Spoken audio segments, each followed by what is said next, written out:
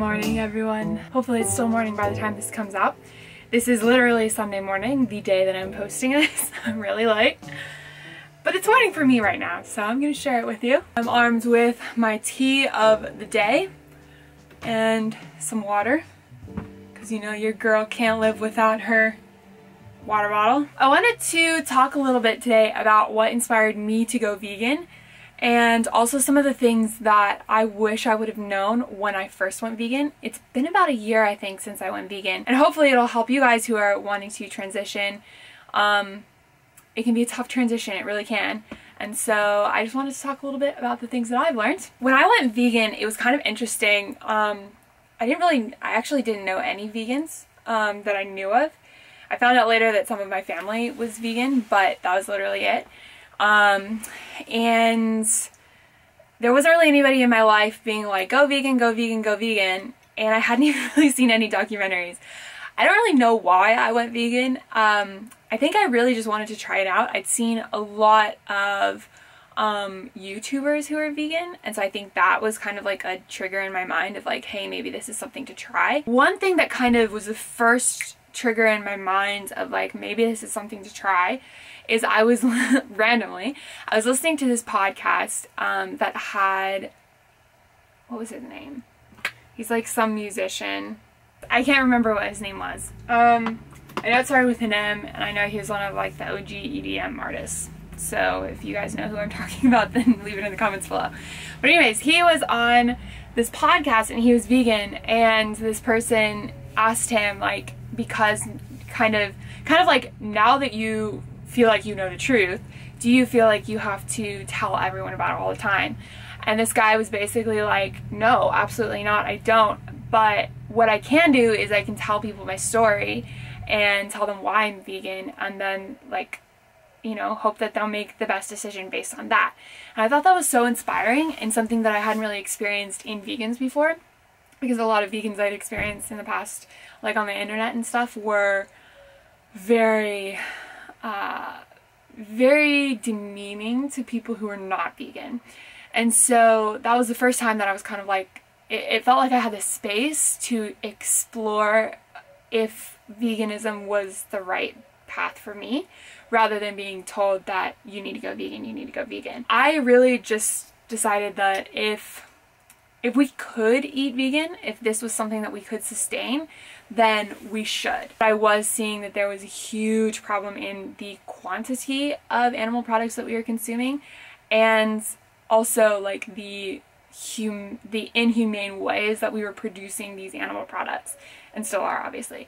So that was like the first reason, and then the second reason was the sustainability of it. The most important thing is the water and the resources that are being used to produce these animals that could just go directly to humans and feed way more humans with those resources, rather than like pumping them into an animal that is going to have a horrible life and end up being eaten.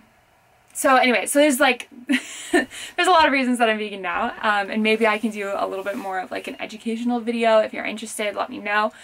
This is not what I want to do. I just want to more talk about like the reasons that I went vegan.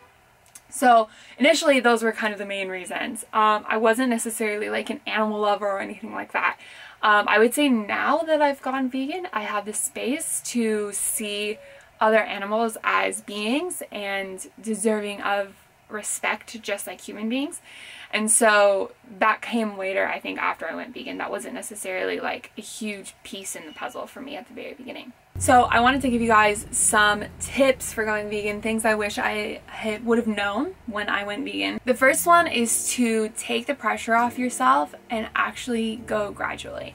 Once I kind of saw the light a little bit, I felt like I can never go back. I can never eat another animal product or anything like that. And if that's you, I totally understand. I really, really do. And if you want to just kind of go cold turkey, I love saying that because it's so ironic, but if you want to do that, then go for it. Like, I'm living proof that it is possible. However, I would say if you don't feel that pressure, definitely go gradually. I think I wish I would have done that. I wish I would have eliminated most meats and maybe, you know, once a week eaten something. dairy, I think, is, you should never eat dairy, no matter who you are. Like, that's a non-negotiable. But I definitely was using like eggs for protein, so I wish maybe I would have bought some eggs that I was confident were ethically sourced and that kind of thing, and use that for protein until I really learned how to get protein into my diet on a vegan diet. I would say, if you can, if it's possible, take the pressure off yourself and go gradually. I think that it's better for your body, and because your body is going to have to learn how to digest this food differently. It is going to be a different situation. So yeah, go gradually if you can. Second thing is, and this is one thing that I did all the time and it helped me so much, is watch YouTube videos. I'm guessing if you're watching this video, you're already doing that, so I probably am preaching to the choir, but there are so many what I eat in a day videos that helped me so much. Those were my favorite thing because they could see how people who had been vegan for a long time really ate a balanced meal throughout the day. I learned so much from that. I learned kind of like all of those staple ingredients that you needed as a vegan. Yeah, it was just amazing. So I would say definitely just search what I eat in a day vegan on YouTube and you're going to find so much gold, so much to learn from. Third thing is, find vegan restaurants in your area. And I know that not everyone is going to be able to do that, but I have found vegan restaurants where I definitely did not expect to find vegan restaurants. I found them in like random corners in Mexico, which everybody told me Mexico is the least vegan place on earth.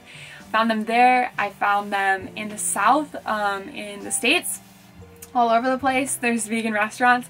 I know the States is definitely growing in veganism. So if you are living in the States, you're probably going to be able to find a vegan restaurant. The reason I say this is because, first of all, you need a place you can go when you don't have the energy to make food. You need that, absolutely. You need to know where you can go. Even if it's just freaking Chipotle.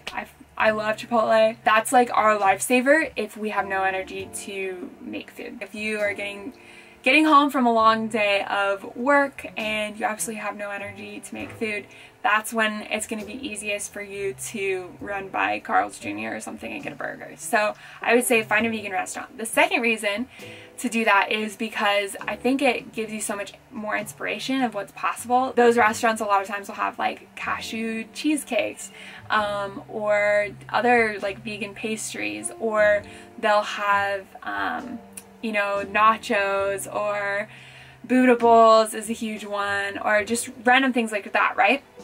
And I would tell you 9 times out of 10, something that a vegan restaurant is doing, you can recreate at home. So just ask them like, what are the ingredients in it? It's just going to give you so much inspiration when you taste it and you can see the ingredients and you can see how it all plays together.